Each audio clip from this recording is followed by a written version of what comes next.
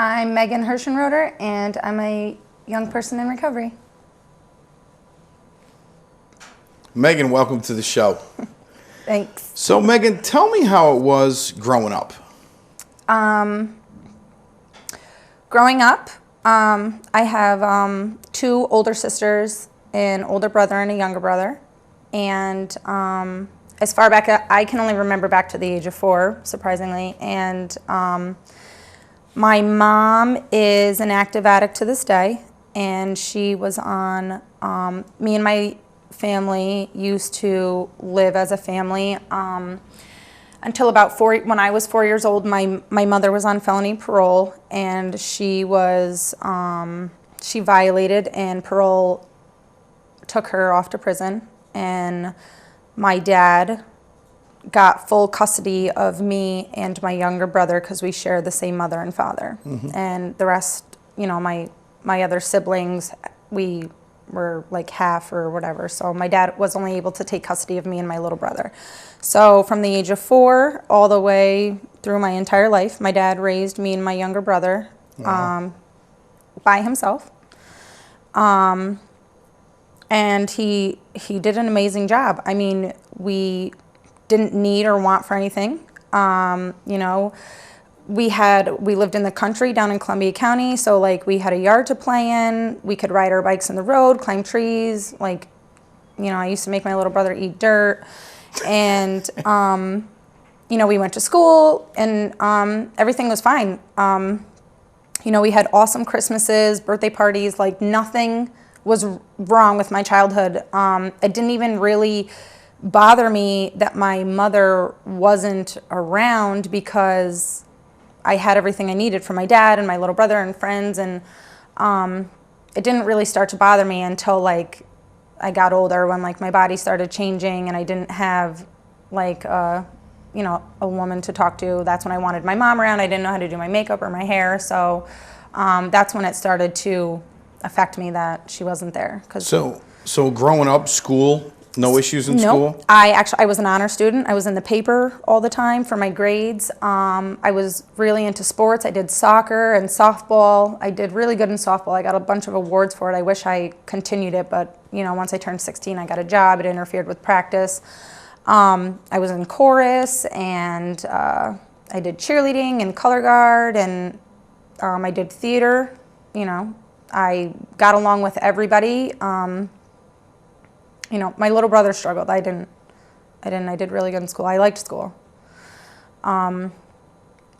Everything was fine. I got my first job when I was 16, working at a ice cream shop, and my dad taught us how to budget our money because we wanted to go to the skate factory every Friday. So we did chores, and I don't know. It was a good childhood. I wouldn't change it.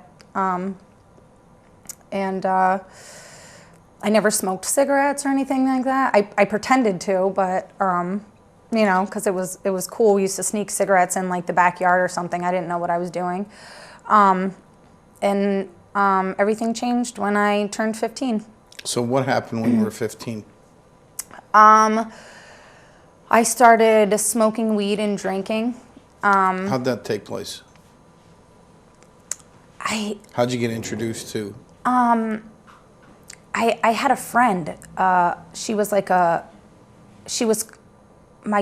don't really remember. I remember who she is. Her name was Danielle, and my mom and her mom used to hang out. They used to get high together, and we were in the same school. And I don't remember how we met or how we kicked it off. But she became my first best friend. Not my first best friend, but.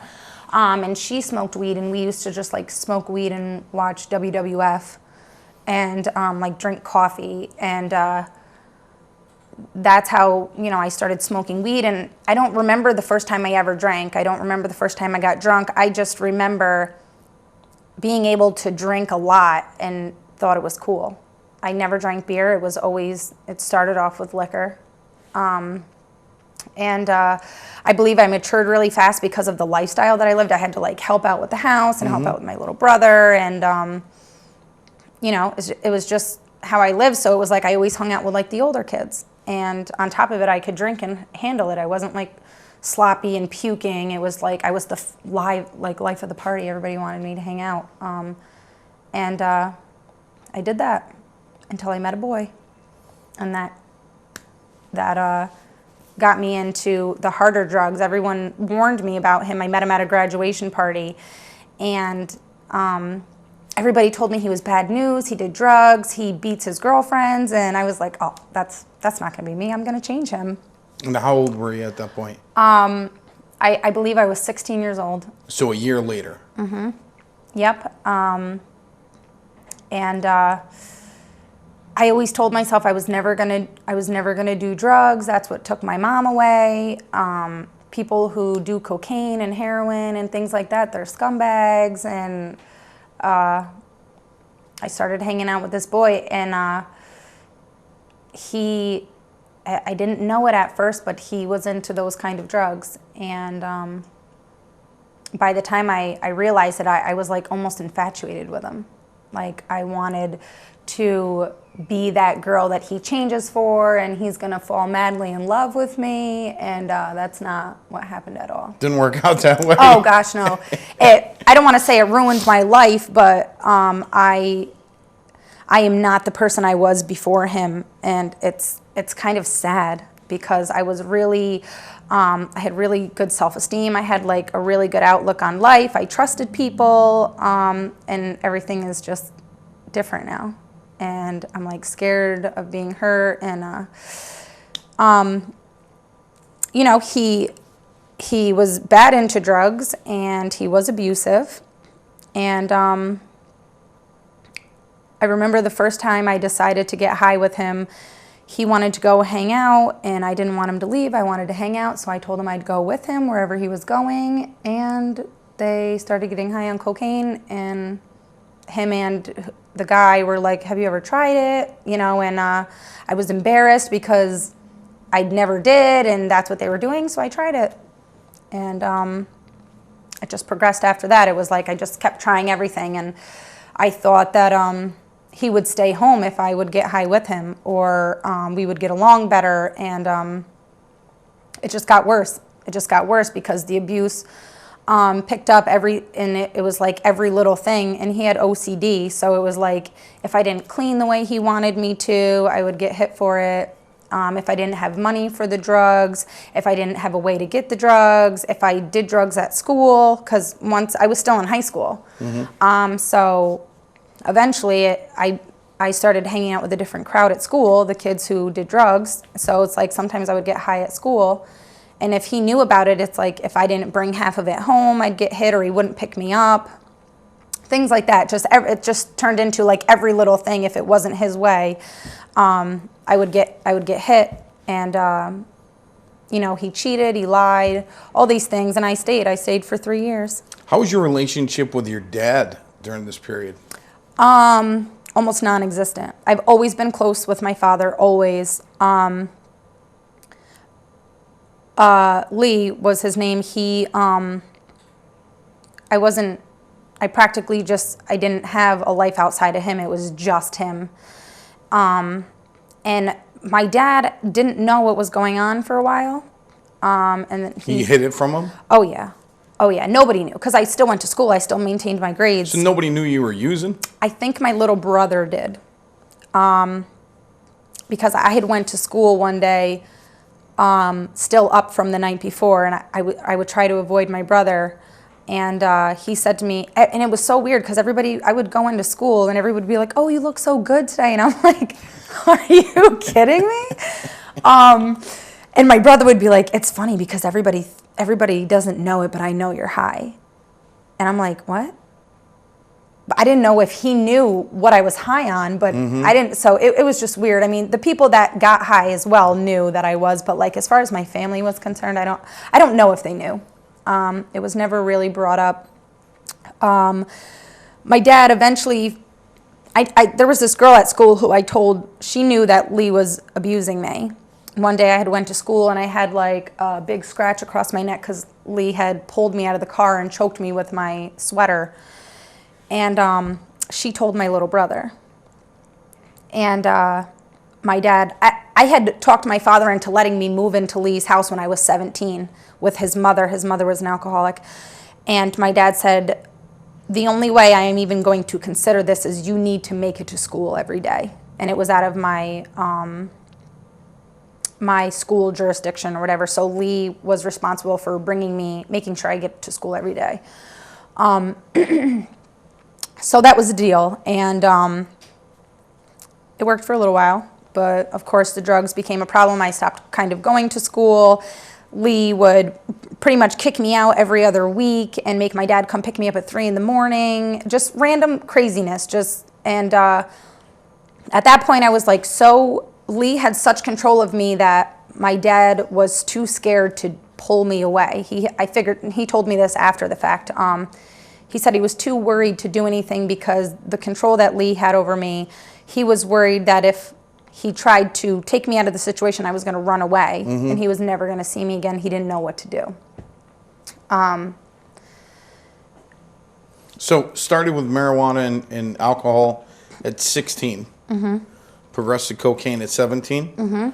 Where'd it go from there? Crack, heroin, any kind of pill. How long did it take to go from, cocaine to crack and then ultimately to pills and heroin? I want to say it might have even been within 6 months. Wow. Because once I tried one, it was just like everything, pills, then it was like heroin, then it was crack, and then it was like everything all at once, and then it was like, it's weird because like it's almost like I don't remember. I just remember trying everything for one time and then being completely addicted and everything being completely unmanageable. So you go from doing nothing at 15 years old, cheerleading, color guard, doing great in school, playing sports, smoking weed and drinking at 16, and within 6 months, crack, heroin, pills. So in the course of a year and a half, from nothing to everything? My life was completely flipped upside down. I had no friends. I had no self-esteem. I was lying. I was stealing. I wasn't going to school. I failed one of my finals in 12th grade because I did graduate. But like my 12th grade year, I don't know how I did it. Because if I was there, I was either trying to get high in the bathroom, or I was still up, or I wasn't there, or I was skipping class. I don't know how I did it. And that's the first time I ever got arrested. I was 18. I turned 18. That whole situation where the girl told my brother that Lee was hitting me, my dad came and picked me up on a Friday, said I had to come home for the weekend. I was so mad about it. And I went to school on Monday and beat the girl up and got an assault charge. And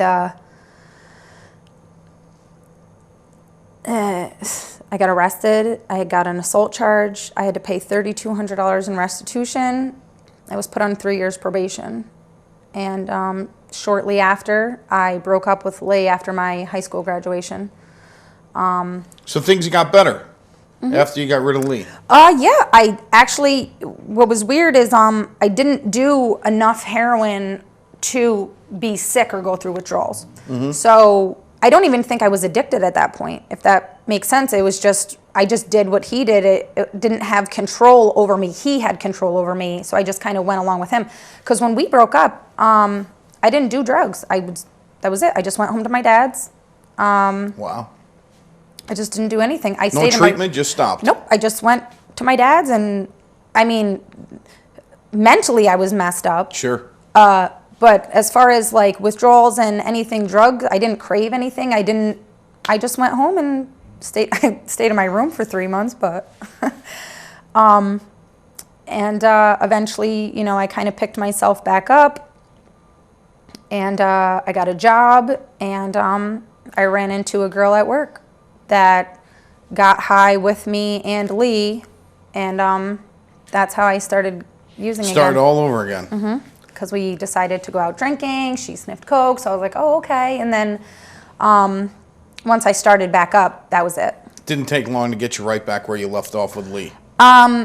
It was only cocaine. It wasn't everything else. It was Thursday nights. It was our thing. We would get drunk. We were waitresses. We would get drunk. We'd go out clubbing, and then like every once in a while we'd sniff coke. It wasn't a problem, because it was fun then. It was like then I was drinking a lot. That was like my big thing. I started to just drink once a week, and then it was like 3 times a week. Then it was like every day. And then the cocaine became a problem. So I graduated in 2006. I was 18. And then like in 2008, I decided to go to rehab. I went by myself. I was still on probation. I gave a few dirty urines. And they violated me, but they didn't send me to court or anything like that. They said they'll take care of it at the end of my term. But I could not stop doing coke. So I put myself in rehab. And that was when? 2008. Okay. I went to McPike. I completed, and I came home. I must have just missed you. I went in 2007. Yeah, I went in 2008, and I completed, and I didn't really get the whole like, you can't substitute one drug for the other, and so I came home, and my boyfriend at the time threw a party. We just got drunk. Home party? Yes. Without the coke, it was just alcohol. Oh, boy. And guess who's home from rehab? yeah. Had the noisemakers and balloons. Yep. And I didn't think alcohol was a problem. Mm-hmm. I went for cocaine. Alcohol's not a problem. And little did I know that I have a problem with alcohol too. So it just started everything back up. Everything else after that is like a blur. I don't remember like how it progressed. I just know it did, and eventually I started getting high on crack, and I ended up getting high with my mother. And for the next pretty much 8 years, that's what it's been. I've been practically with my mother, smoking crack, and eventually I started doing heroin again, and it progressed into shooting, and that's what I've done every day for the past, since a month after I graduated McPike. Wow. Mm-hmm. Where was Dad now? Where is he now? Where was he during this time? He. So Mom resurfaces. Mm-hmm. I pretty much went to her. Okay. Because I wanted to get high, and I didn't know where to get it. I knew my mom. I'm shocked. She didn't want to at first, but it wasn't hard to convince her. I was like, I got like $700, and I'm trying to get high, and it happened. She let it happen. So things continue to progress, and at some point, it stops. The brakes come on. What happened? Well, I go through those 8 years, completely hot mess. Everything that comes along with being an addict. And you're talking about like right now, how I got to the end, right? Yeah. Okay. Yeah. We probably don't have time. No, to talk I'm not about gonna. Yeah, the there's worst no. things It's all that- this. It's all. Yeah. It all is the same. Everything happens. We can't cram 8 Yeah. years into. Yeah, I hit the bottom. I in April of 2013, I was in a drug raid. I had a drug dealer boyfriend. It's wrong place, wrong time, right? Of course. Kind of. My dad, we knew it was going to happen. We lived where I lived was a small town. Mm-hmm. Law enforcement knows my father just from growing up. And they said, Bill, we saw your vehicle at this house. What are you doing there? And he's like, my daughter lives there. And he's like, you should probably get her out of there. They're being watched. And my dad warned me, but I was like, my drug was more important. So I remember it was April 1st, actually, 2013, 6 o'clock at night. They came in, they raided the house, and I got arrested with everybody, and I just got a possession charge. But once you get kind of put in that system, then they start watching you, and I eventually got arrested like every week after that. Wow. I ended up catching like 7 to 10 charges scattered throughout Columbia County. I didn't go to court for any of them. And then 6 months later, in September, I was picked up. I was arrested. I lied about who I was. Stupid thing, because everybody knew me down there. And the cop... No, I just look like her. Yeah. No, well, it was funny because I've never seen the cop before, so I was like, oh, my name's Mandy. I said I was my sister's name, and I would have got away with it, but he called backup because he was a rookie, and the guy goes, oh, Miss Hershenroder, and he's like, no, that's Mandy Ham. And he's like, no, it's not. He's like, what are you doing? Get out of the car. So I got arrested, and they recommended drug court, and I didn't want to do it. I was like, no. Why not? At that point, I wanted to get high. I wasn't thinking about getting help. Throughout those 8 years, I went to detox a few times, but I didn't last, obviously, and I just wasn't. It was because it ruined my whole day. I wasn't ready to say yes. I was like, no. And then, of course, they scared me. They were like, you have like 7 charges scattered, and the DA wasn't, he's like, I'm not pretty much letting you get off any of them. So in my mind, I was hearing that I was going to prison for you're 7 heading to years. Bedford Hills. Yeah, yeah. He's like, you're getting a year for every charge. And I was like, oh my God. So I took drug court, and thank God for that. And how long ago was that? September 2013. How's drug court been? I've been to jail 3 times since drug court. I relapsed twice, and I was sent to jail for my behaviors for lying and acting out. Not acting out, but it was pretty much lying. The judge sent me to jail and made me write a paper on integrity. That was really hard. It was sad, actually, because I had such a hard time writing it because I didn't know what it was, and I think that hurt. That actually made me realize, like, there's something wrong. You know, like, if I can't write a paper on honesty, like, that is not how my father raised me. So I started to do the work, and I relapsed after a year after that. Did anything in particular contribute to your relapse? Or, you know, sometimes people can look back and say, hey, this is what happened. You know, I've never been a big fan of saying to people what happened, but we know that, you know, relapse just doesn't happen. People don't, after a period of abstinence, just wake up with a needle in their arm. Right. Usually something happens, or they stop doing something that worked.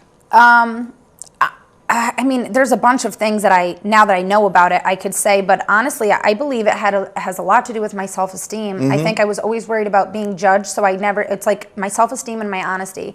I was always worried about being judged, so I never spoke up about certain things that I needed to speak about. It was always surface stuff about, like, oh, I'm having a bad day because God knows what. But it was really just like underlying things that I didn't want to be honest about because I was embarrassed about. And those were the things that I had to address so that I could like rebuild myself. So I wasn't being honest, and I was keeping secrets pretty much, and I had no self-esteem. And I was scared. I didn't want to make friends. I didn't know how to make friends. I didn't want to be around women. I always used the excuse I'm more comfortable with men because I was raised by my father and my little brother, and I wasn't getting anywhere with that. So how are things now? Things are amazing. I'll have 11 months on the 14th. Wow. I work 2 jobs. I have my license back. I have a car. My relationship with my family is amazing. And I just feel good. And it's been a long time since I've been able to like laugh and be happy and be okay with who I am in the mirror. And like people look up to me and people ask me for advice, and like my little brother asks me for advice. Sometimes he needs like help with like financial stuff, and it feels good to be able to like help. I show up for things. I'm on time. Like that's cool. I'm gonna go back to school eventually, and I want to have kids someday, and like I'm gonna be able to do those things because of my recovery. I would never be able to do any of that if I stayed where I was. Has anything tested your recovery? Oh my God, yeah. And how do you get through that? Because people can always find an excuse or a rationalization to use. I've done that so many times, and it's nothing comes out of it besides like more, like my hole is deeper every time I falter to those things. And this time around, I made the commitment that using is not an option, so I have to figure something out. How have you been tested over the past 11 months? Because I'm sure there's been an opportunity where, you know, in the past you may have said, I know what'll solve this. My mother is a big trigger. It's really Still hard. actively using? Yep. It's really hard when she's telling me she misses me and she's crying on the phone. I want to rescue her. But a lot of my relapses, she is my foot in the door to that world still. Yeah, I mean, there's a huge focus on like people, places, and things, but so many people don't include family members with that. It's hard. It's always been my struggle to let her go. Because I just have this fear that something's going to happen to her, she's going to die, and she's going to feel alone. Probably same fears that people had about you at some of point. course. And it's crazy because when I worry about my mother, I think about, gosh, this is probably how my dad felt, my little brother felt. And I don't want anybody to feel like that. So, and I finally I just let my mom know, like, I can't do this with you anymore. Like, you need to get your life together. And if you can't, then I can't be part of it. It's hard. It hurts. I miss her, but I asked myself, like, what is it that I miss? Because I never had a relationship with her. So what am I missing? Yeah. You know? So right. I finally grasped that, and I can, you know, I don't know what the void is that I'm trying to fill because it's never been, you know, it's never been there. So I'm okay with it today.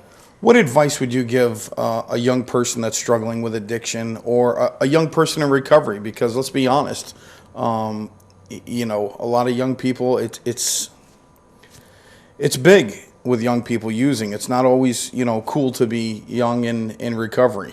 Yeah. I would say kind of almost like the cliche things, like don't give up and it gets better. It's hard though, but eventually, like what worked for me was I began to be able to laugh again. Like if you really think about like when you're in active addiction, you don't laugh. And when I started to feel better and I was like having like that belly roll laugh, like that felt so amazing. And if someone can just experience that laugh, I think it would it just makes it easier because all of a sudden you remember that you're alive.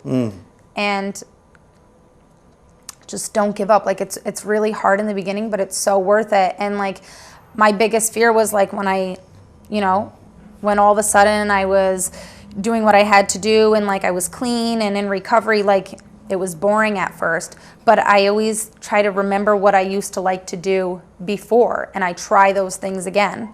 And then it opens doors to other things and like it's possible. Meghan, thank you. It's so possible. Thanks. So, thank you.